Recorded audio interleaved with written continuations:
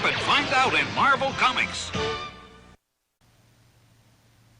Hello everyone, I'm Forum BX257, your friendly neighborhood 1980s G.I. Joe reviewer, and today I'll be taking a look at the old Marvel comic title run of G.I. Joe, issues number 61 through 70, originally published in July of 1987 through April of 1988, as collected in Classic G.I. Joe Trade Paperback Volume 7.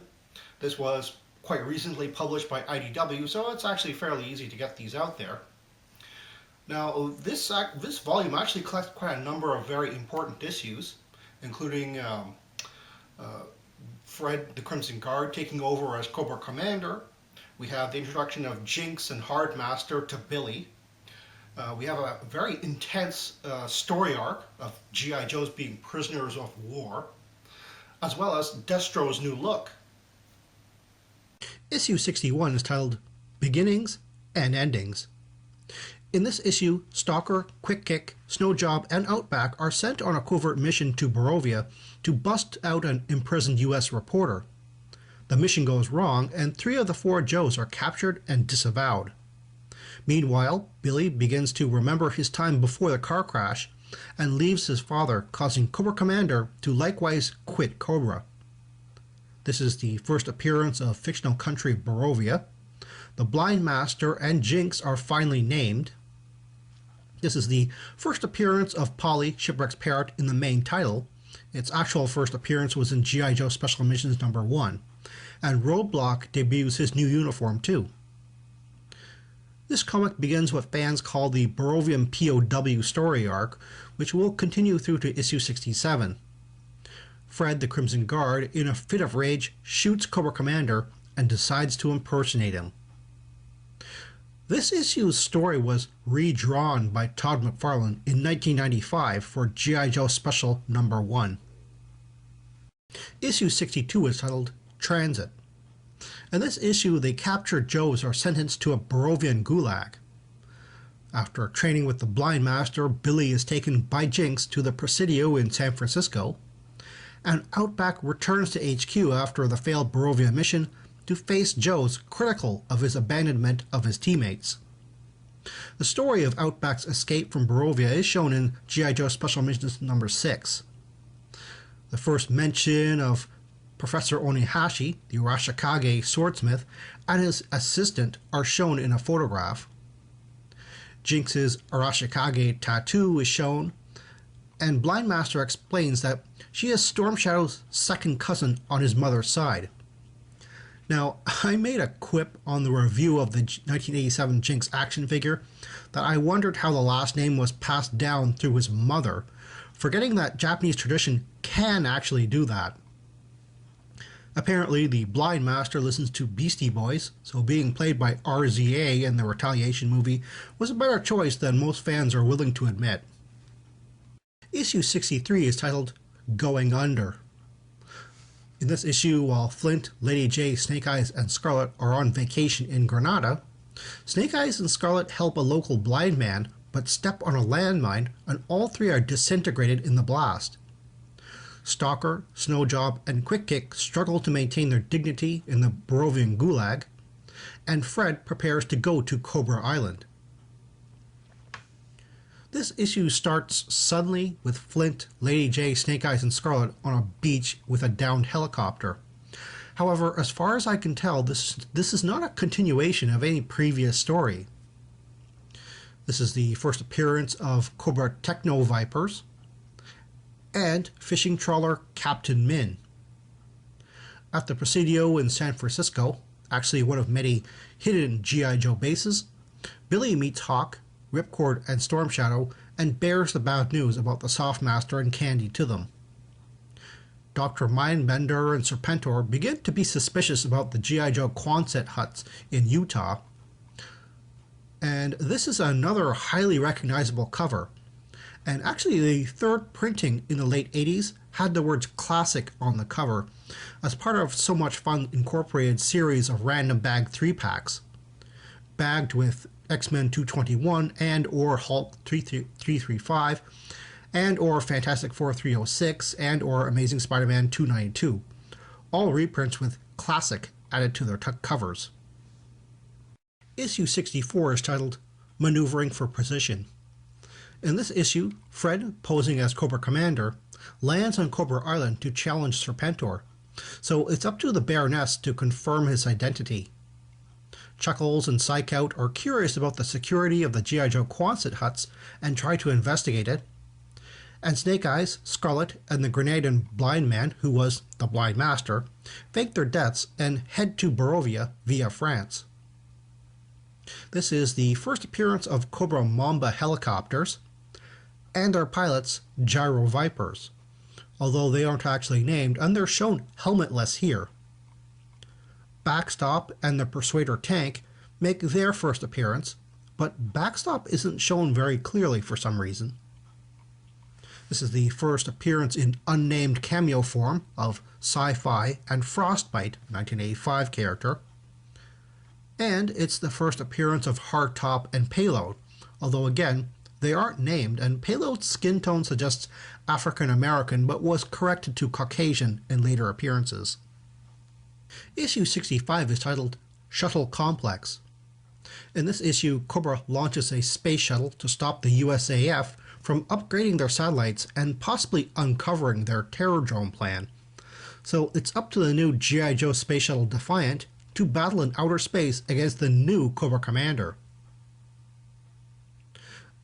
This issue has Payload and Hardtop finally being named, and this is the first appearance of their Space Shuttle Defiant launch complex and mobile gantry. Sci-Fi makes a full and named appearance. This is also the first appearance of the White Clown, leader of the traveling circus troupe. And the secret of the G.I. Joe Quonset huts is revealed. They're just entryways into an underground base. It's possible that the USAF Space Shuttle Commander, Colonel Prupus, is an homage to Bob Prupus, Vice President of Hasbro Boys Toys Division and directly responsible for resurrecting the G.I. Joe brand in 1982. Issue 66 is titled The 10th Letter. In this issue, Storm Shadow, Billy, and Jinx discover the location of the Gulag holding Stalker, Quick Kick, and Snowjob, meet up with Scarlet, Snake Eyes, and the Blind Master in Barovia. The six go to rescue their comrades, but will their host, the White Clown, betray them in exchange for information on his imprisoned beloved Magda? This is the first mention of Magda, the circus bareback rider. She won't actually be shown until issue number 106, though. This is the first appearance of Jinx's correct ninja costume, although colored white to match Storm Shadow and Billy rather than red. It's curious how Storm Shadow still has the Cobra emblem on his costume, though. You'd think he'd tear it off by now. Issue 67 is titled Cold Snap. In this issue, Stalker, Quick Kick, and Snowjob safely return with Snake Eyes and Scarlet to G.I. Joe HQ to a welcoming from all the Joes. Cobra is on the verge of losing a major weapons supply contract with the Prime Minister of Fruzenland, so they secretly implement the Cobra Terror Drone plan, which whips the populace into a rioting frenzy. This issue has Battle Force 2000 vehicles making a cameo appearance, but they're hidden under a tarp. Cobra Wolves and Maggots also make a cameo background appearance, and in a rare bit of continuity, the Baroness is still sporting a bandage from her forehead injury she got in issue number 65. This is also the first appearance of Tyrone, although he isn't yet named. Issue 68 is titled Cut and Freeze Dried. In this issue, Cobra has been unofficially named security advisors to Fruzenland and try to eliminate the G.I. Joes entering the country. With the regular Joes outgunned by an entire Cobra army, it's up to the new sub-team, Battle Force 2000, to save the day. This is the first full appearance of Backstop, Cobra Wolves and their Ice Viper drivers, Maggots and their Worms drivers, and Frostbite and his Snowcat.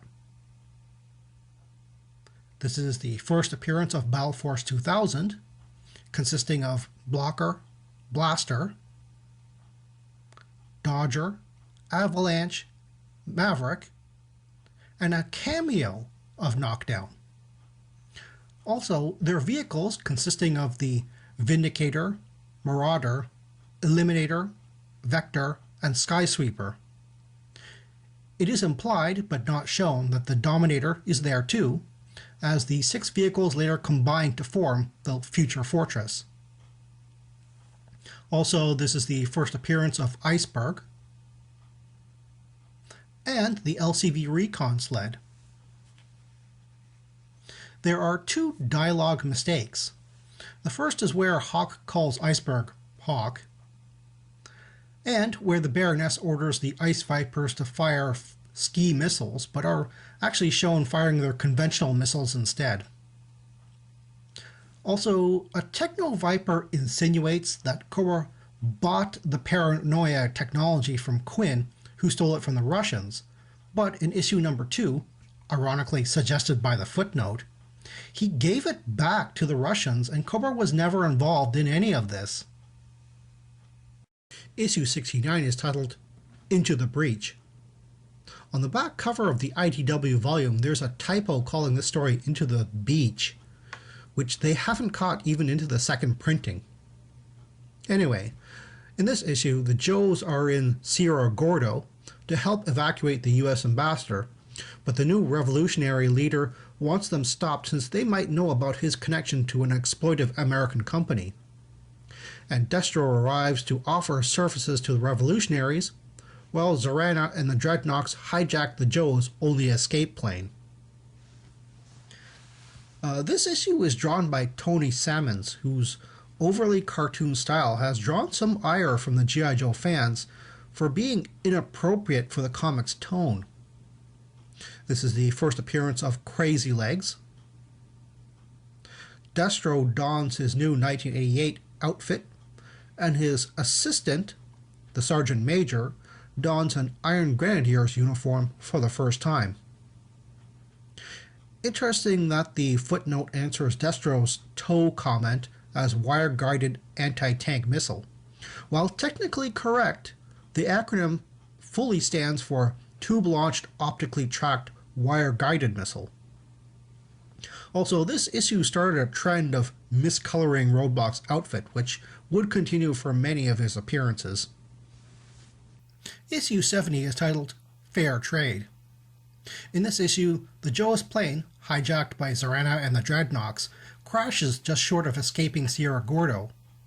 Meanwhile, the Joes helping the US ambassador escape on foot with the old revolutionaries, and the corrupt new revolutionaries are now hot on both of their trails. And Destro appears to be double-dealing with both sides of the Sierra Gordo conflict.